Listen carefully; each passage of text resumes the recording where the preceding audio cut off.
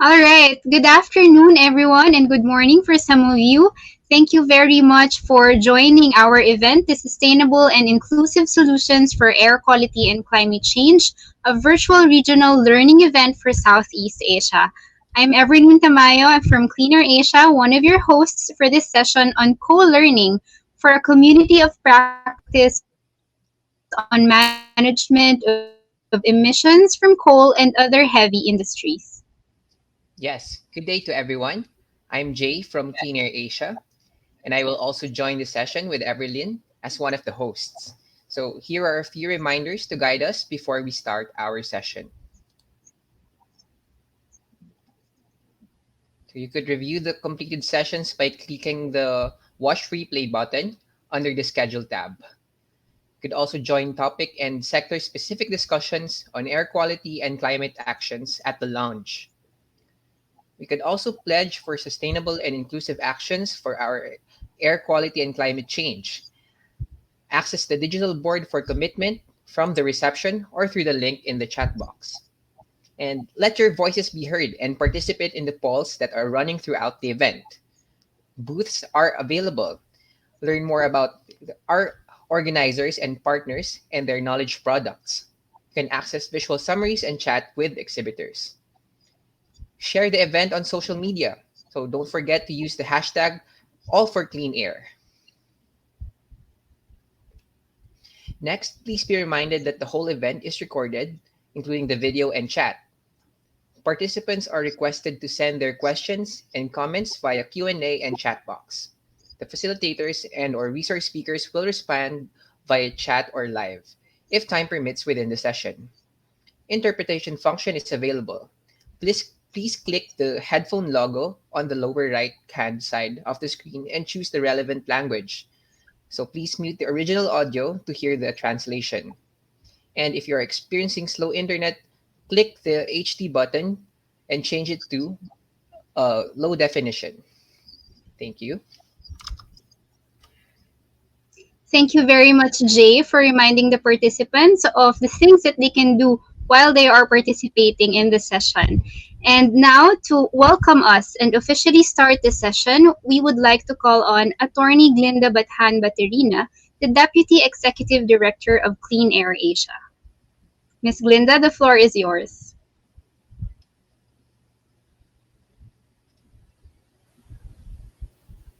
Thank you, Ever.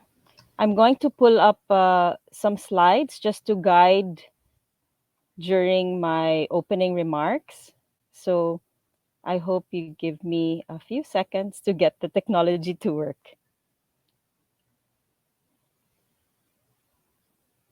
Okay.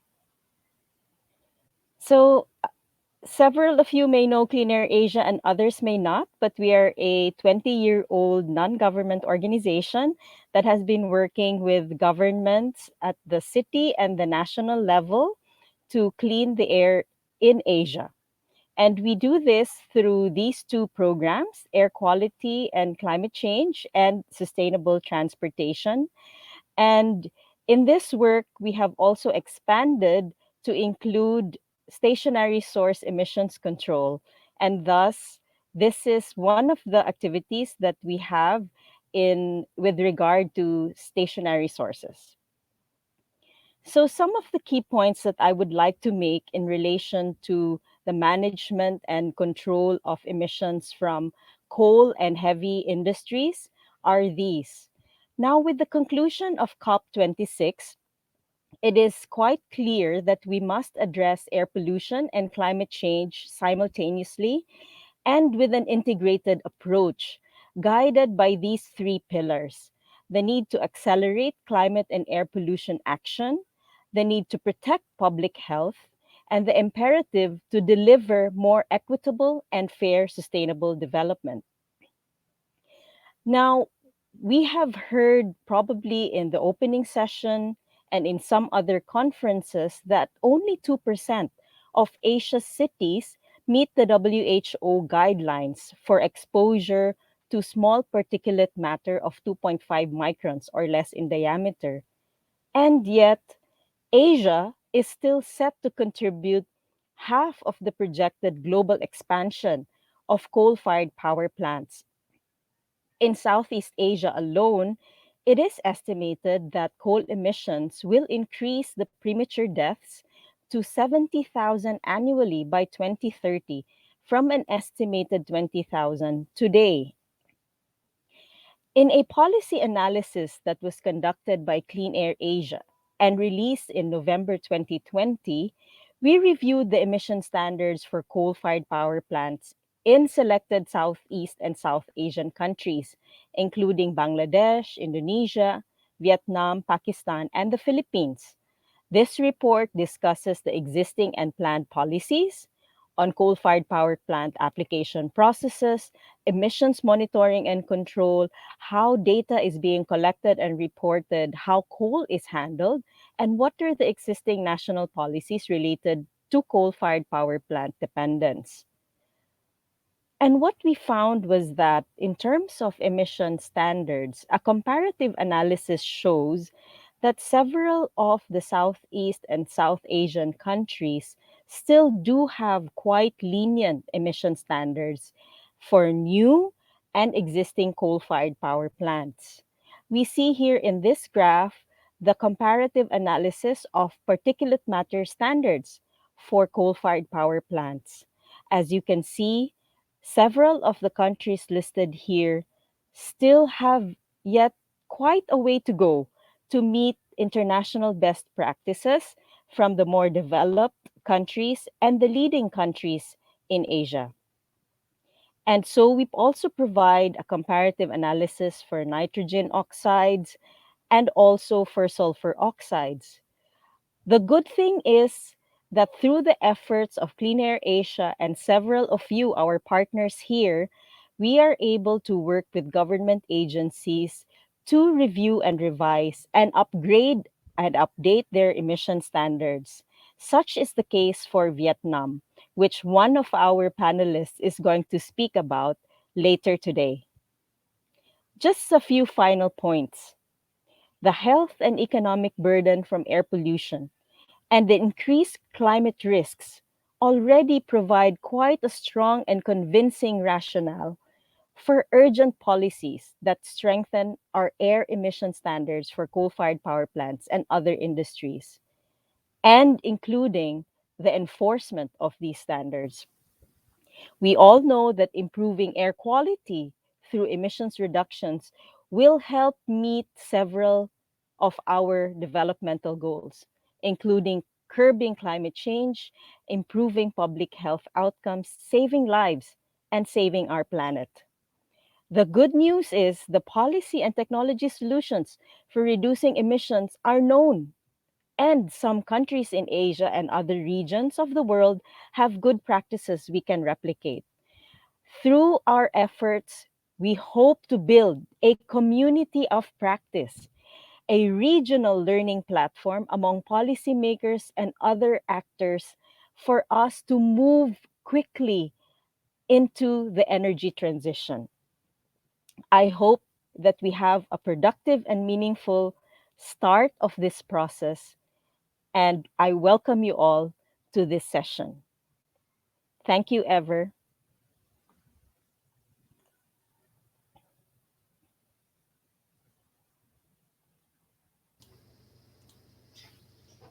Thank you for the warm welcome to our participants, Attorney Glinda.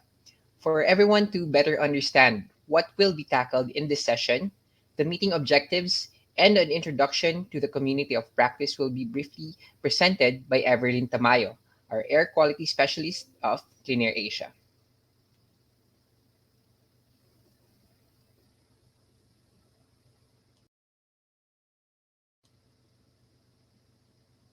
Hi, Ever. I think you're on mute. All right. Thank you very much, Jay, for the introduction.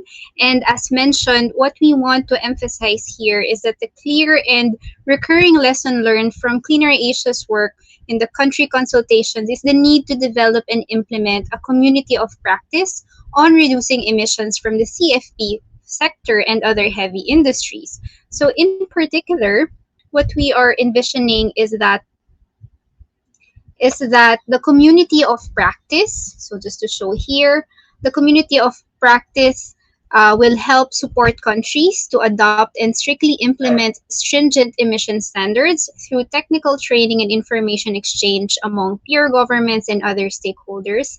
And we also want, of course, to build capacity of countries for the periodic review and updating of these standards. We also want to empower civil society representatives to strengthen policy advocacy and communication, and to support our governments, we want to build their capacity to monitor emissions data, to inform policy development, decision making, and awareness raising, to build capacity of governments to enforce standards and regulations, and also to improve compliance with emission standards and regulations for our industry partners.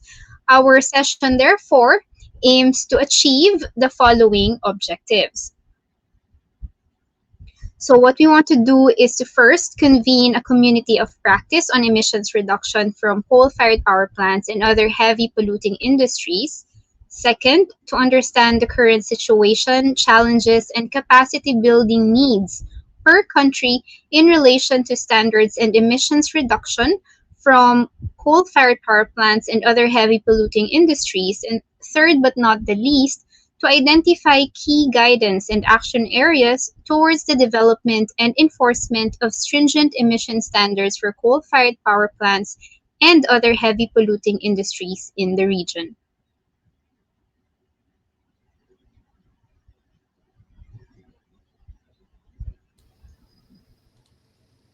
So thank you, Ever, for providing the overview of the overall goals of the community of practice and emphasizing what you want to achieve in the session today. So to start the discussion, we will now proceed with the discussion of guidance areas on the formulation, development or review, and implementation of CFP and other heavy industry emission standards based on regional and international experience.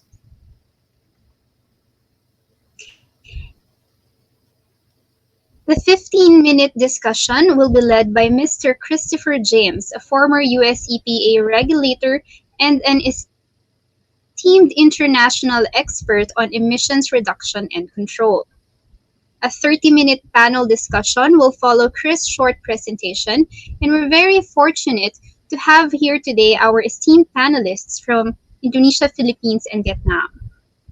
Director Dasrul Shanyago of the Air Pollution Control Indonesia Ministry of Environment and Forestry.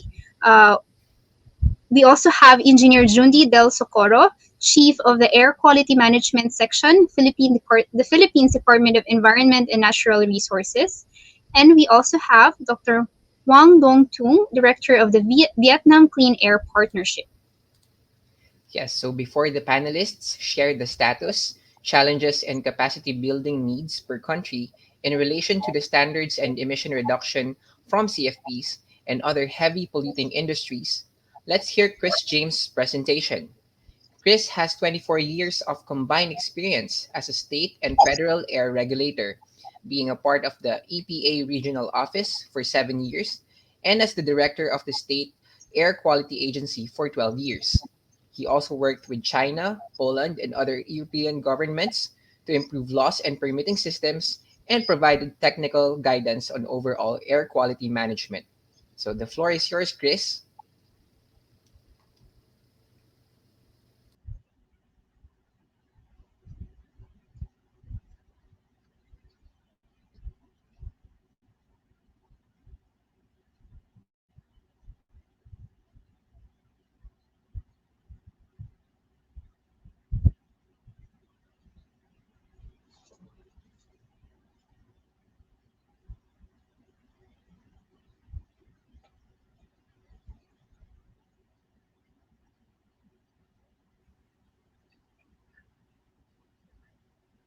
Just a test. Can people hear me? I've been having connectivity issues here.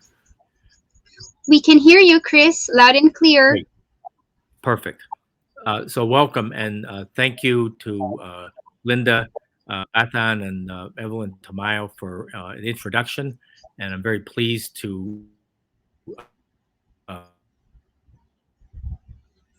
the presentation build on recent include six, as well as a focus on action to be taken to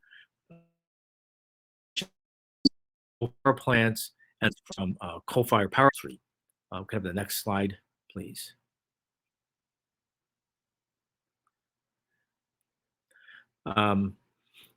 So the timing is quite critical here. We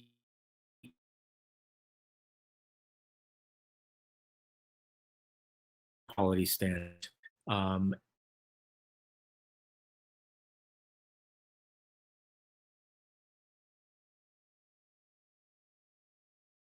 Starting a process to undergo those standards.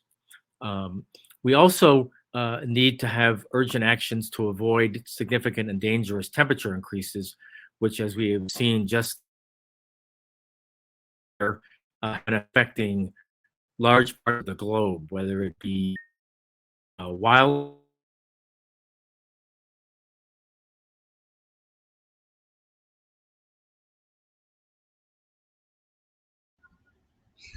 Chris, I think we lost Chris for a few minutes, and while we wait for him to get back on the podium, I think what he was just trying to move Chris? more rapidly and more deeply, and others are not.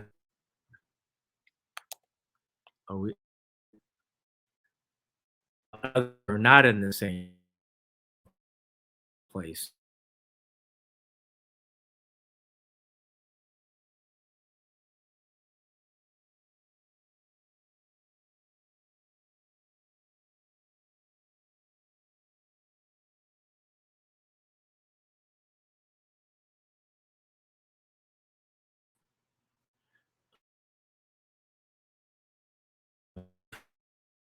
Okay.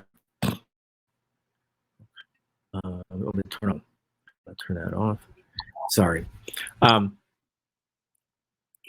Third point is that the actions that we take to reduce air pollution also help to reduce greenhouse water and land. So as we're designing,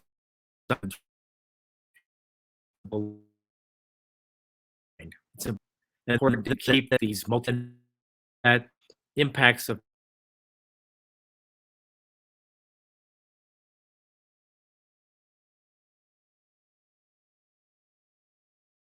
Next slide, please.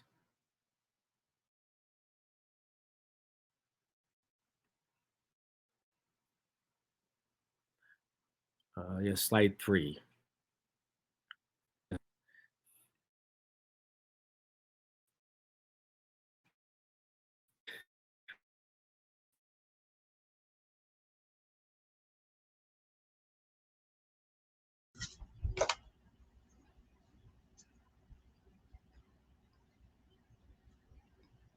Are insufficient to reach the even the 2 degrees Celsius target, much less the 1.5 Celsius target that was committed to Paris in 2016. Next slide, please.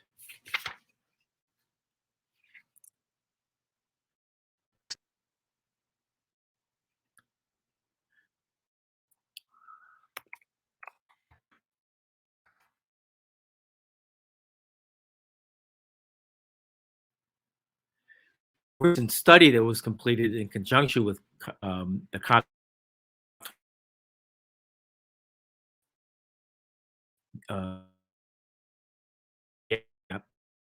between what is needed to achieve the 1.5 degrees Celsius increase 1 point versus what is currently in the NDCs. So that is a huge gap that needs to be made up. Now switching to regular air pollutants, the emissions from fossil fuel combustion, which is not only from coal plants, but also from heavy industries like iron and steel, commit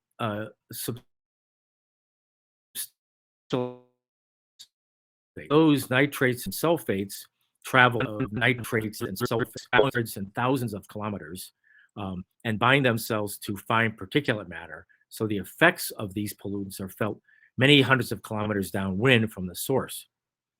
Related point is that most areas in Southeast Asia are well above not only the World Health Organization standard, but also their own national ambient air standard. As you see in this chart here, the countries in red and chart in deep red are many times higher, have many times higher pollution than the recommended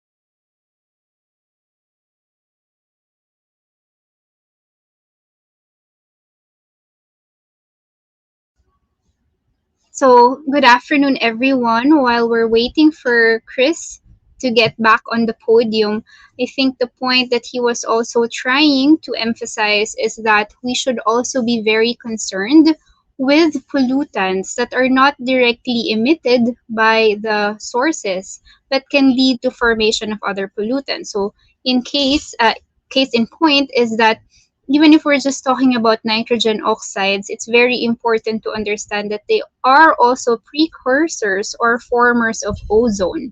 And as you can see here in the plot, this is from the State of Global Air 2020 report. You would see here the exposure of different regions in the world to ozone. So, Chris, back to you.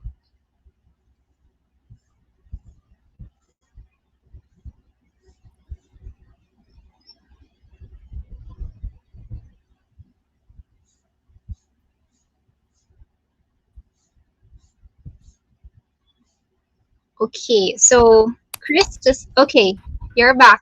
Hi, Chris. I No worries, uh, Chris. I explained to so them this, yeah, this plot. Back to you. okay, so countries PM 2.5 emissions as well as SO2 and NOx, but with respect to ozone, we see in fact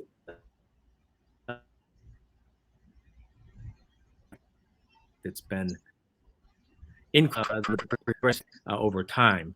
Um, Oxides of nitrogen or NOx from fuel combustion are precursors to ozone, um, and what we see from these two slides is that we need to reduce um, not only NOx but also SO2 at the same time to achieve the health standards for PM 2.5 and ozone. And the best way to do that is to reduce emissions from fossil fuel combustion, as well as to remove the sulfur from fuel used in automobiles. Okay, next slide, please.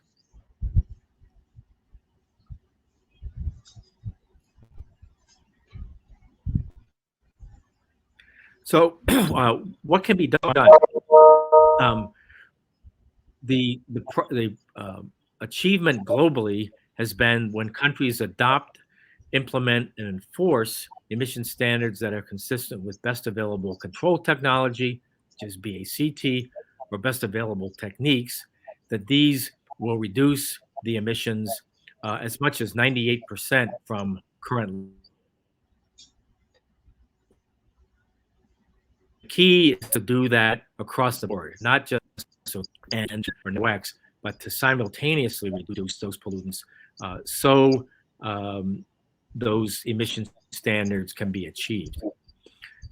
Best available techniques include not only technology like end of pipe controls, but efficiency and things that are done inside to improve the overall operation. A second thing that can be done is to improve building codes and standards so that these buildings themselves use less energy. This is done by having better construction, better codes that are consistent with protecting from earthquakes and typhoon, as well as ensuring the operation of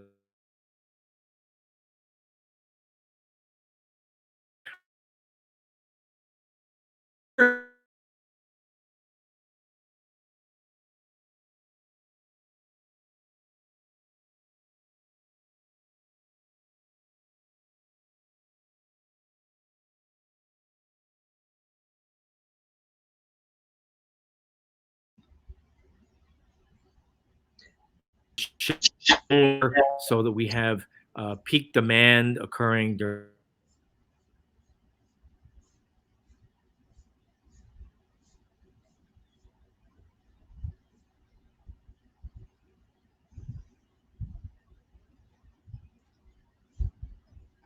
Okay, I think as we are getting Chris back on the podium, I think these are very concrete steps to reduce air pollution. And what he was just mentioning is that aside from the control technologies, even the building construction operations should also be undergoing efficient methods and approaches. And when talking about electricity needs, these have to be consistent with the fleet of smaller generation sources closer to load centers, renewables, and battery storage.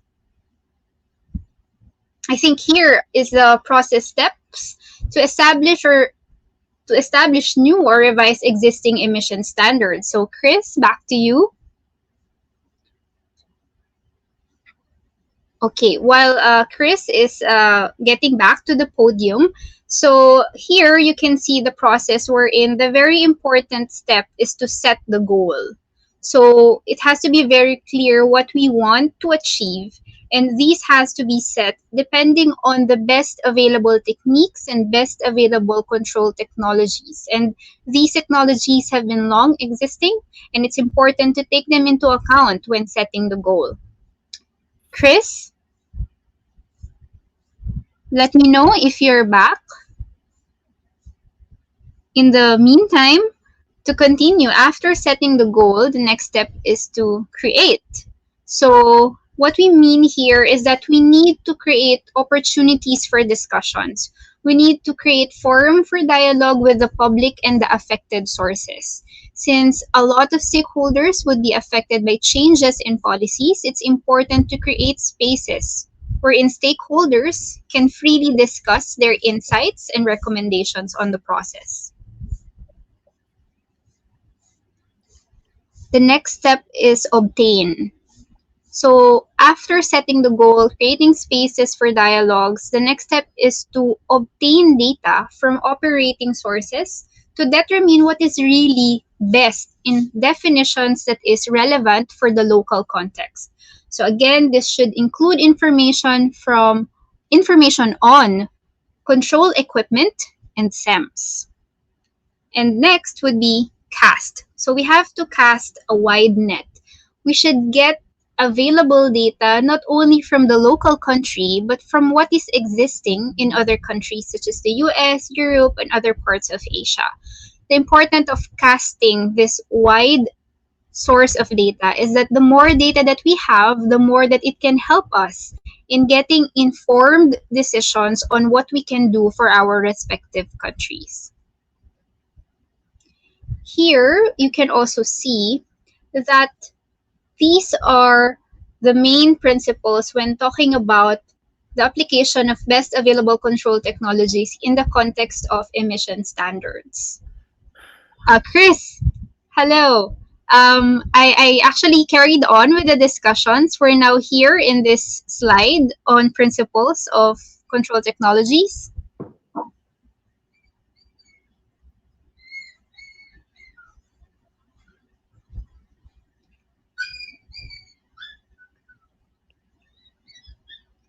Okay, so just let me know, Chris. Interrupt me anytime. You're back in the podium. Here, what we are seeing is that we have to establish the link between emission standards and ambient air quality. So we really have to look at the data that is existing. And what we have to do is to keep clean areas clean and reduce emissions in unhealthy areas. So this means that As much as possible, we have to maintain that areas that are not as polluted yet will remain unpolluted as much as possible, and that we reduce emissions in unhealthy areas. In areas where there is established to have exceedances with ambient air quality standards and existing emissions, the standards in those areas should therefore be more strict or tighter.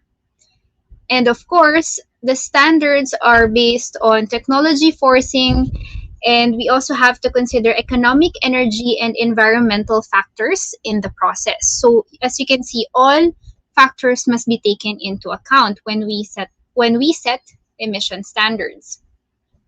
This is a simplified diagram of existing technologies that can help in meeting that can help in meeting emission standards, and they have been proven since decades ago that they are mature and effective.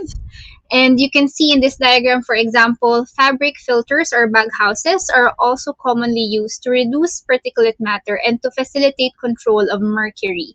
So there are various technologies available and have been used for a lot of different kinds of industries, and we just really have to maximize use of these technologies to reduce emissions. So finally, these are the thoughts to consider in the design and implementation of standards. The first one is that if we want maximum emissions reduction, and again, this is in the context that we want to reduce air pollution and reduce health impact, we want to achieve NDC and climate change reduction, climate pollutant reduction goals, what we have to do is to require the most stringent emission limits today in line with available control technologies and of course in the context of the local countries or the local environment. The science is clear. We need tighter emission limits across various source categories to protect public health. And last but not the least, it's very important to take note that if we require the best now, this would be more cost efficient in the long run.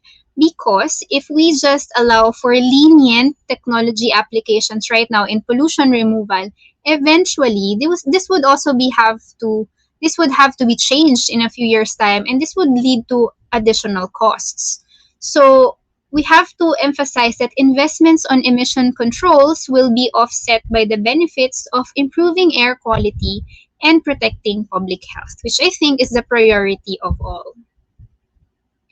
So of course, Chris is just having a few difficulties in the connectivity, but this is the message that he really want to emphasize to all our attendees and to all our panelists today. So Jay, kindly introduce our first panelist who will share the situation in the local context in their country.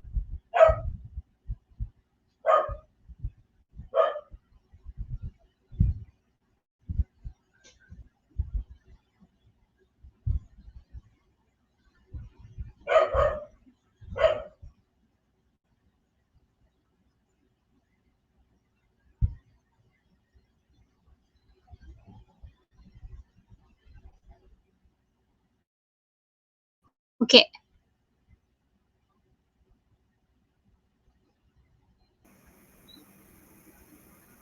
Okay, so let me introduce our first speaker. So let me just prepare the slides.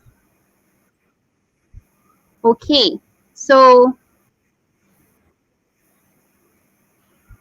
good afternoon, Pak Denny, on behalf of Director Shanyul, Director Dasrul Shaniago, rather.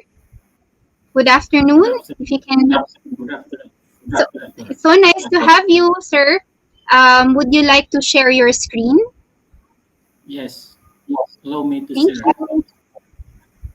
So this my type.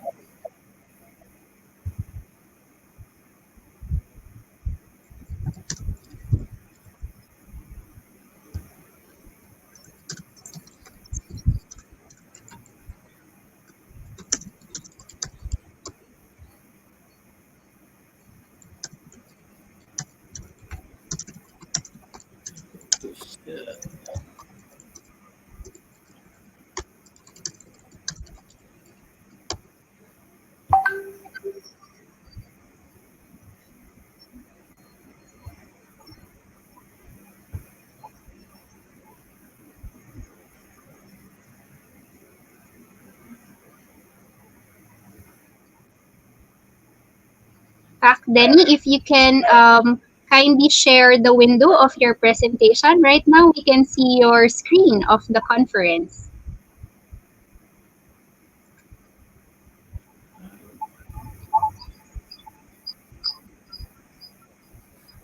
So I cannot see my slide. Right now, what we can see is your window of the conference. You can try to stop sharing and then try to share again. And please select the window of your presentation slides.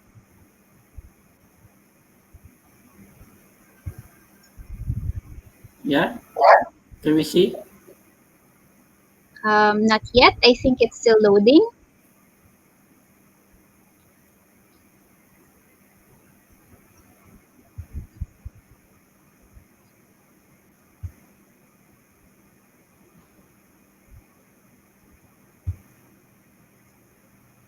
No.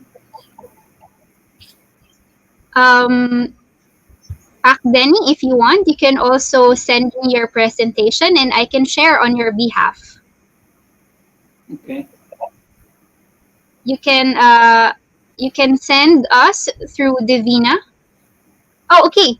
That's good. Okay. All right. The floor is yours, Pak Denny. Go ahead. Swan,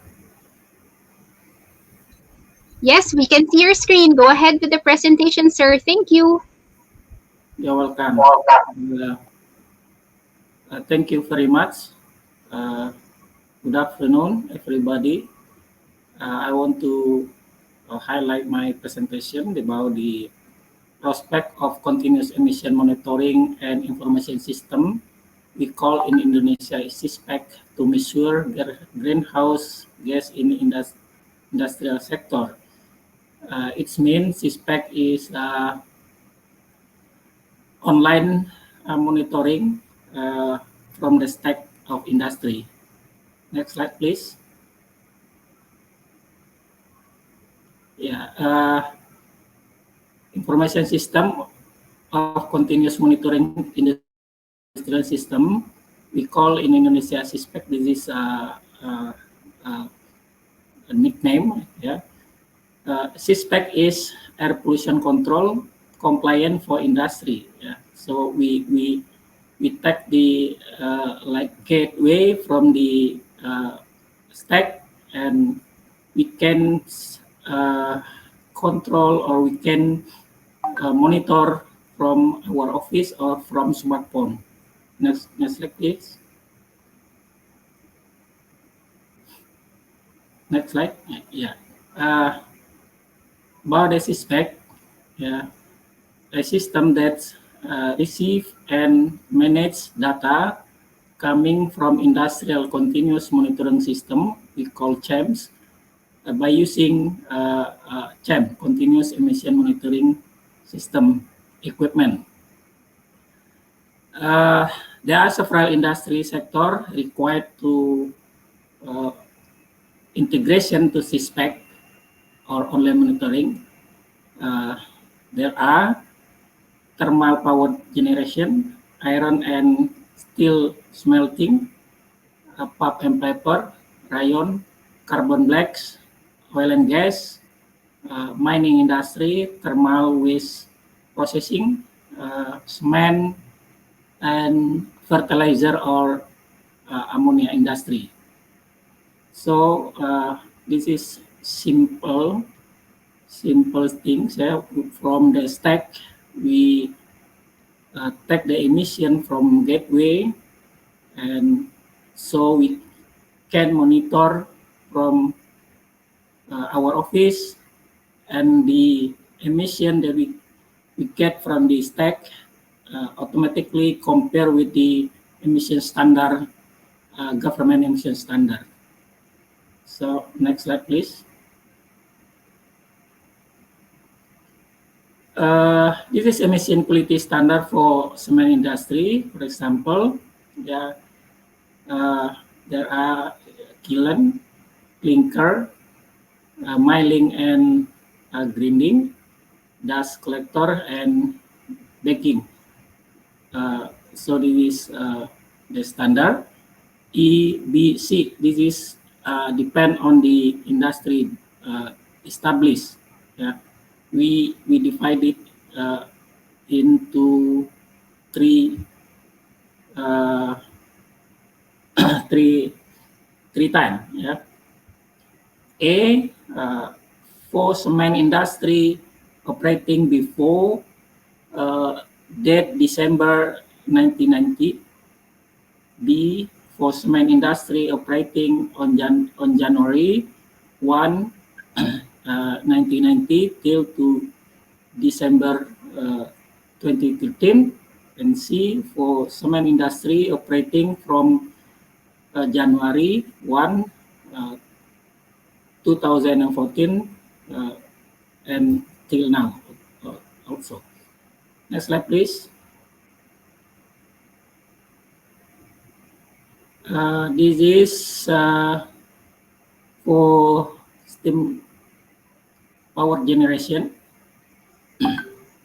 We divided to time, yeah, before 2019 and after 2019. So we can see here NOx, SO2, EM, and mercury. Okay, next slide, please.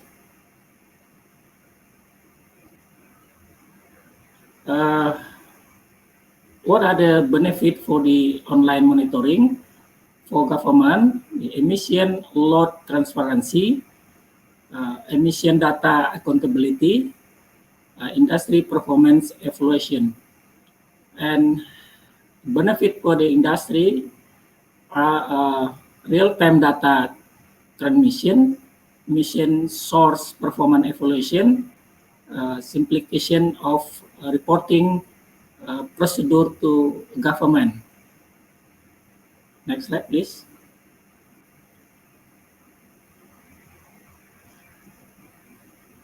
Suspect legal reference. So there are three minister degree. Number one, government regulation number 22, 2021. This is regarding the implementation of environmental profession and management. Number two, Minister of Environment and Forestry regulation number 15, 2021 year. This is regarding information system of continuous monitoring system emission or SISPEC. And the third is specific quality standard emission for each of industry which require change installation. Next slide, please.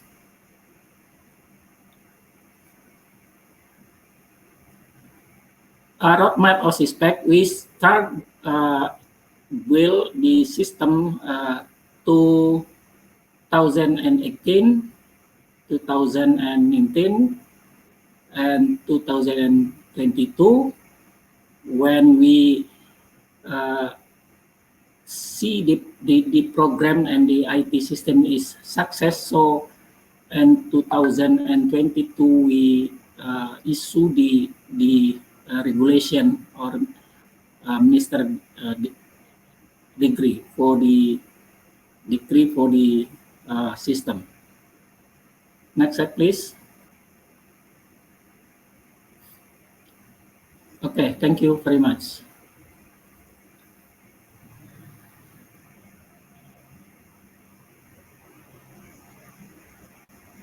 Thank you so much, Padas Tool, and we apologize for the earlier introduction as Padeni. As we understand, he's also here with us. We greatly appreciate your support and for sharing us the developments in terms of managing emissions from stationary sources in Indonesia.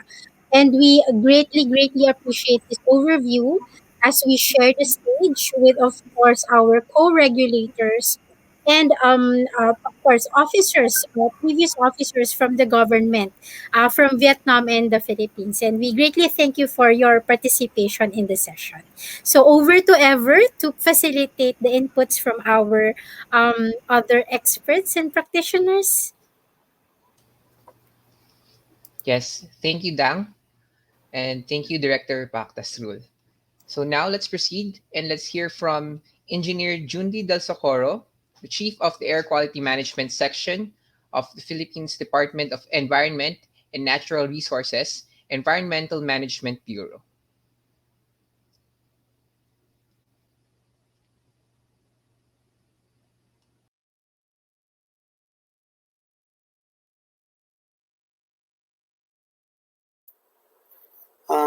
Can I, okay, request Ever to share my slide, please? Thank you. Yes, Sir Jundi, it's already flashed on the screen. Okay.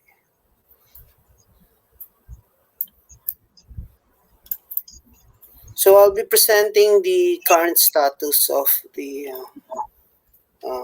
Philippines review on emission standards. So as a backgrounder, uh, in 2016, uh, there are at least 6,000 plus establishments in the Philippines, but I think this was updated in 2020, and we are around 28,000 establishments. Okay, so each establishment has a different air pollution source installations, from fuel burning sources to process equipments. So next slide, please. So under the Philippine Clean Air Act, or the RA 8749, the department shall within 2 years from effectivity shall review and as the need therefore arises revise and publish emission standards. Further improve the emission standards for stationary sources of air pollution. Such standards shall be on the mass rate of emission for all stationary sources, based on internationally accepted standards, but not limited to, nor be less stringent than such standards with the standards set forth in this section. So, uh, uh, right now, we are in the initial stage of data gathering and also finalizing our guidelines for this review. And one of the recommendations and actions that we have initiated is the establishment of a real-time air quality monitoring system. We call this one our data acquisition and handling system. So in 2020, last year, we have started to connect all of the major industries that has this continuous emissions monitoring system, such as coal-fired power plants, cement plants, and other sources in our regional offices. By the way, the Philippine setup is divided in 16 regions. So our island nations divided in 16 regions, and each region has their own air quality network center with data acquisition and handling system. So connected in that system is those heavy industries or large industries with continuous emissions monitoring, as well as our continuous ambient air quality monitoring system. And all of those regional offices will be connected in our central office here in Manila. Right now, we are on the 35%. We started this initiative even way before the pandemic hits. And even during the pandemic, we are still updating our policy and the connectivity of the industries. So there are costs, there are preparations, and there are configurations of their computer system in order to comply with this regulation. And right now, we have the MC 2021, that's 14, that was recently signed, updating the data handling and acquisition system, which has this updated uh, uh, mode of submission of real-time monitoring in terms of PM, carbon monoxide, NOx as NO2, and SOx as SO2. So next slide, please. So one of the major sources that we are considering, included in the data acquisition system are coal-fired power plants. So right now we have around 36 coal-fired power plants with 83 boiler units in 10 regions across the country. So right now, in our policy, we have this existing and new and modified sources. So for existing sources or those sources installed and operated before 2020, so we have at least around two, only two remaining existing sources. Most of them are new and modified. But since we haven't revised or reviewed our emission standards, the new and modified sources for all of these large sources remain the same. It's still status quo, the same emission standards in our regulations. And right now, it's really timely now that we have started also reviewing the ambient air quality guideline values. Okay, and we started revising and updating PM 2.5. So into a more stringent, because reviewing stationary source emission standards also requires reviewing and revising also the ambient air quality guideline values, because one of the bases in reviewing stationary sources is comparing its health impact to ambient air quality. But if the ambient air quality is also laxed, then I think there will be some challenges in revising and reviewing the stationary source emission standards.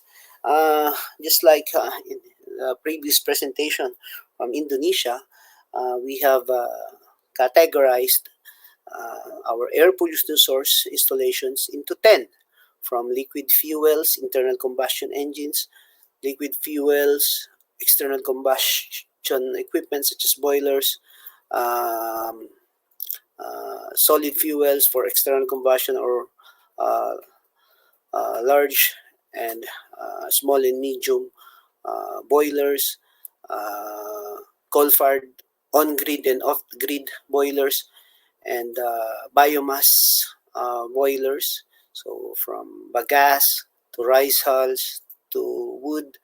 Then for also gases for large power turbines, for industry sector or the cement plants. So just like other countries, our cement plants are using alternative fuel and raw materials, and also there are some which are still using the conventional, and also the steel industry, from smelting, from rolling, the combination of smelt and rolling, and also the sintering process, and also the glass manufacturing, and then there's a lot of emerging air pollution source installations that we also considered in that category, which includes the waste to energy projects, waste to energy, on top of the previously mentioned biomass waste to energy projects. We are referring to large municipal waste to energy projects, and also in this time of pandemic, the emerging emission coming from crematorias here in our country. So in those categories, one of our major considerations are coal-fired power plants, and that's something that we are looking into, especially that we have this 75% reduction target in our NDC. And I think, the review of more stringent standards will surely help in targeting our 75% reduction target in the NDC. Just this morning, we have this national consultation with industries, with national government agencies, with the academia and all NGOs and all the sectors involved in terms of the review of stationary source emission standards. And we have drafted the simplified process in reviewing the emission standards in data gathering, or like this one, step 1 for data gathering, and step 2 is being reviewed by a technical working group called the SRC, or Scientific Review Committee. Then we want to determine its impact to the ambient air quality. So we'll be using air quality modeling tools, and we'll conduct exceedance analysis and review the output of the models. And if in the results there are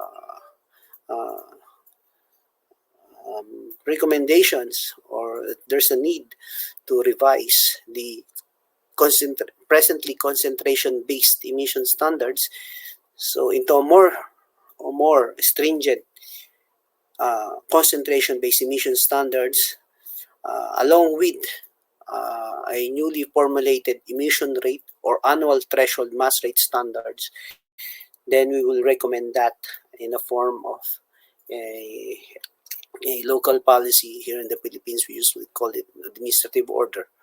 Then we have this, we'll be conducting public consultations, and if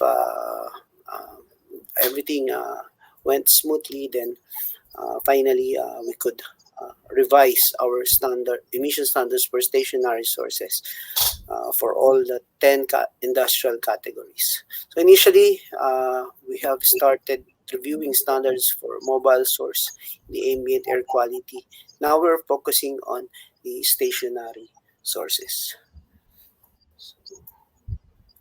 So I think that ends my presentation. Thank you. Thank you very much, Sir Jundi Del Socorro of the DNR EMB Air Quality Management Section, and it's very good to hear about these developments. Now let's call on Dr. Wang Dong Tung, Director of the Vietnam Clean Air Partnership, to share about progress of Vietnam.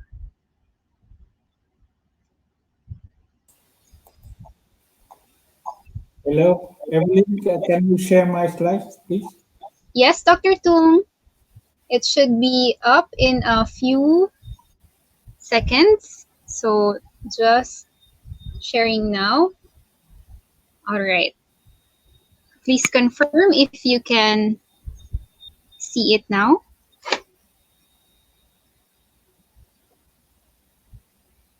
Okay, good. Okay. Next slide, please. Okay. Good afternoon, everybody. Just like to meet with you. Just like to share with you some information about CFP in Vietnam, about standard revising, and about some challenges, and yeah.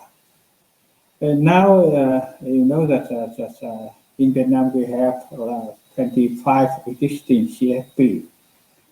You can see just in the north, there are many CFP, and in the south. In the middle of Vietnam, there's just a few. It's the left side is the map of the CFP. Yeah, you can see just the name of the plants and also just the size.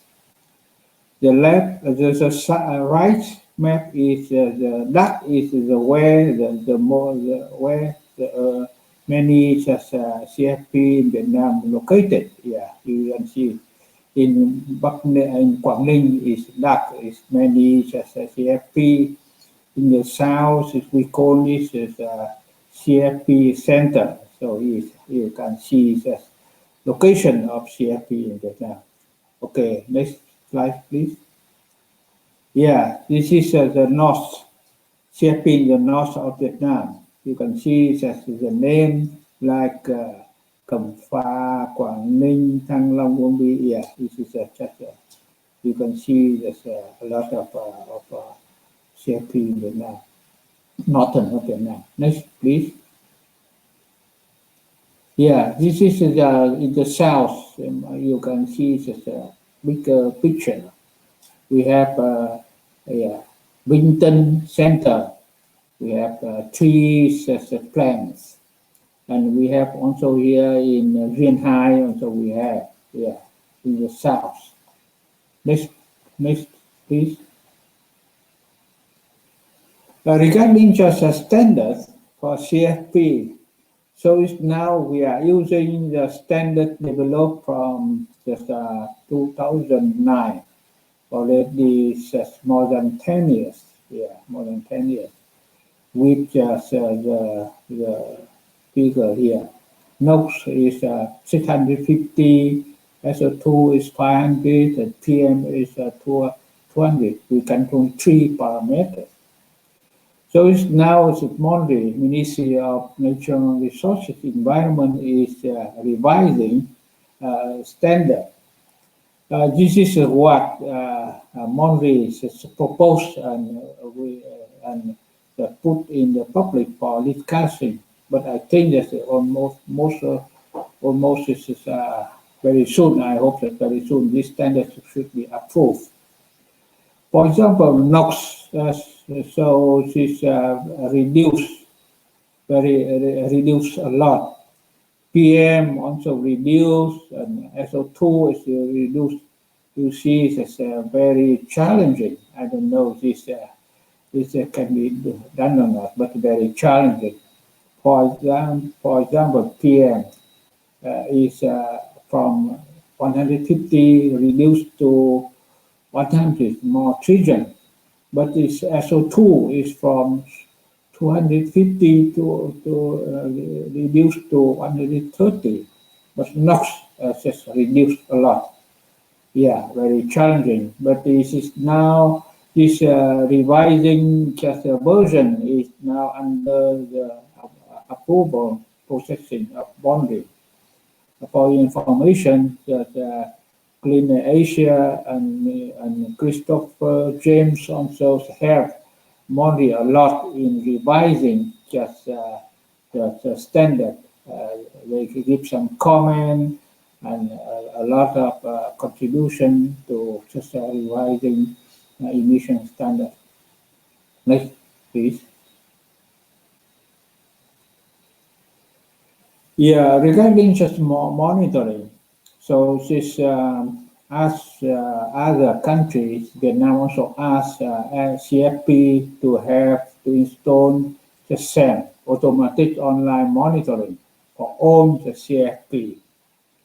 And data is online transmit to the provincial department for natural resources and environment. You know that we have 63 provinces and 63 boundaries. And data of online data CFP have to be transmitted to the local boundary. For example, if the CFP is located in Bắc Quảng Ninh province, that means that this CFP have to report online to Quảng Ninh boundary. At the same time, this data also transmit to the central level. That means to the Vietnam Environmental Administration belong to Monday. Yeah, this is online data. Yeah. So that means that besides the standard, we also ask for just emission monitoring, just automatic online monitoring. Yeah. Next slide, please. Yeah, I would like to say something more that we have new law on environmental protection from the last year and should be effective from the next year. By that, so BAT should be applied to some type of industry. And we are proposing that CFP is among the industries that have to apply BAT, best available technology. Yeah. We have some challenges. Yeah, first is Vietnam is developing country, so now we have shortage of electricity. Yeah, therefore that some CFP are very old, more than 30 years, but still running now.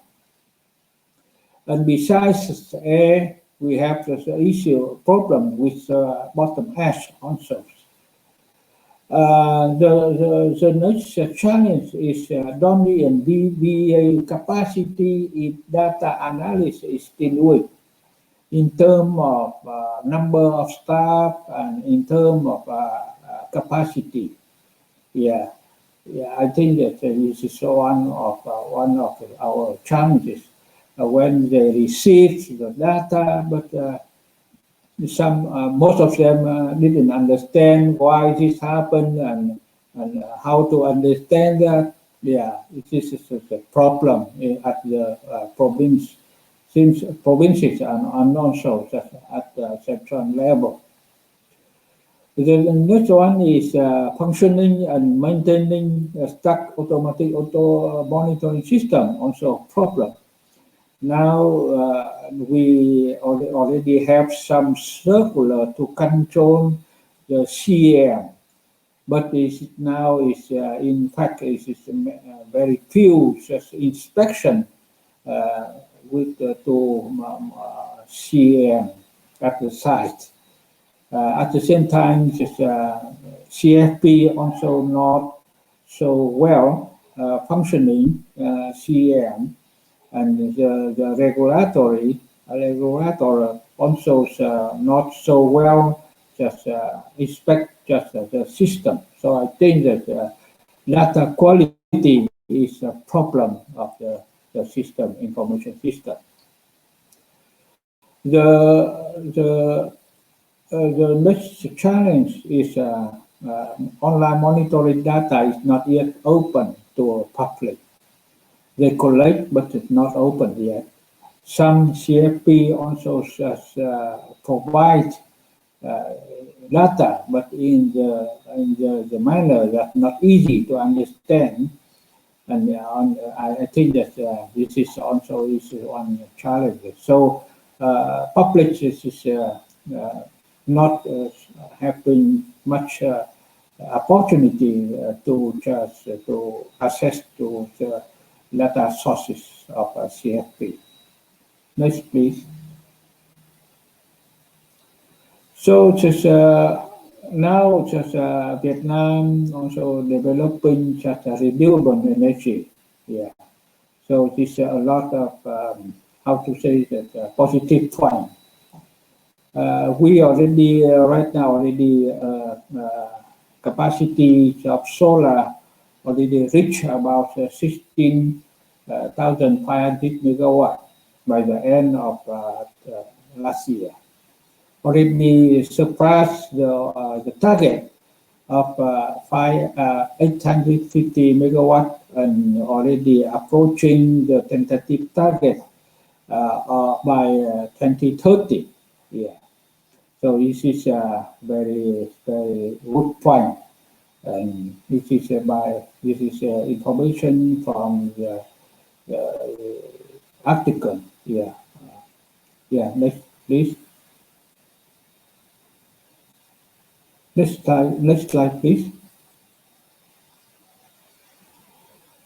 Yeah, as Lisa already mentioned, that in COP26, Vietnam have very strong commitment regarding renewable energy. Vietnam will reach net zero carbon emission target by 2015 and phase out coal CFP by just 2014. This is a commitment made by Prime Minister at COP26. And just now we are Ministry of Industry and Commerce already just submit to the government just a power development plan number 8. Now we have already number 7, but we are the Ministry already proposed the plan number 8. with the purpose of reducing CFP and increase the renewable energy. So in the table, you can see the percentage of coal-fired power and renewable energy. Yeah, so it's 2021 already coal CFP just 45, 48 percent. Yeah, and renewable already 11.8. But you see that 2045, we try to reduce the CFP to 15 to 19%, and renewable energy just increased to 40 and 41.7%. Is quite challenging. Yeah, but still, just government is still not satisfied with this plan yet. So after the COP26, the government already has asked Ministry of Industry and Commerce to revise Plan 8, number 8 again to reduce the percentage of CFP again and just increase to renewable energy according to the commitment at COP26. So I think that's very challenging for Vietnam. Next, please. Yeah. So this is the end of my presentation about CFP in Vietnam and how it's in the future with renewable energy and CFP. Thank you very much. Thank you very much, Dr. Tung. So, Chris, may we get your insights on what the panelists have shared and how we can further learn from each other through the community of practice? Hi. Hopefully, this connection will be better than the earlier one. So I was very pleased to hear the presentations on what's happening in Indonesia and the Philippines and Vietnam. And I think something to move into the next session is to recognize the influence of how these countries have used expertise from not only their own country, but in other parts of Asia, as well as Europe and the United States, to assess what represents best practices and what can be implemented in the short, medium, and long term. One thing to bear in mind as we move forward to adopt more stringent standards is the concept of certainty, that providing industry as well as the public with an idea of what the targets are going to be and the timing is important for businesses to make decisions on investments, as well as for the public to have an idea of when and how air quality is going to be improved. There are certain things that can also be done to accommodate flexibility, as you have heard from all three jurisdictions, Indonesia, Vietnam, and the Philippines, where some facilities may require a little more time. They still have to meet a stringent standard, but there are specific things that might be done on a case-by-case basis to accommodate those special needs.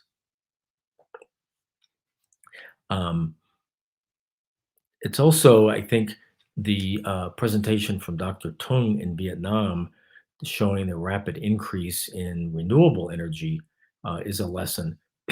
Every country has significant renewable resources, whether it's wind, solar, hydro, or a combination of all three of those. And it was very gratifying to see Vietnam's achievement already of getting renewable resources close to a 2030 target in 2021. And I think that's a lesson that can be taken into mind from in other jurisdictions to look at, what is the potential of renewable resources to meet future electricity needs going forward.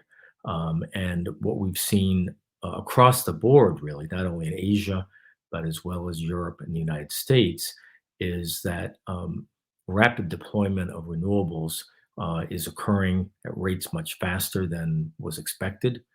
The prices have come down, so we see parity with conventional resources.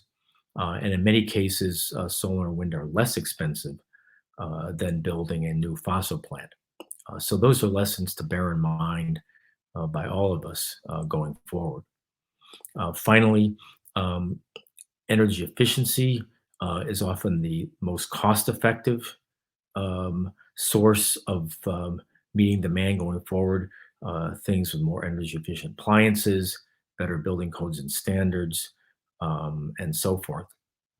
And then last, we have been focusing here on the electricity sector, but as we know, a lot of countries are moving very rapidly to electrify vehicles, and that will help reduce transportation emissions, as well as to better link renewables and battery storage with vehicles. So these are very exciting developments.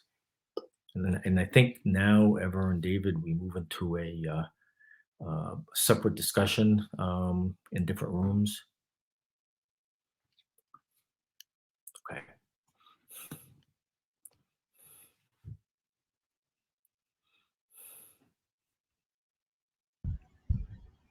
So, to give the rest of the participants the opportunity to share their perspectives and insights on the action areas in reducing emissions from coal-fired power plants through the development and enforcement of stringent emission standards, and actually also for other heavy industries, we will now proceed to the breakout session. And what we would like you to do is, if you can kindly click the link in your screen, so it will be put in the chat box and will be displayed here in our meeting room. If you click this link, you will be automatically transported to the Zoom meeting room, where we will ask for more detailed feedback on the guide questions. So see you in the meeting room.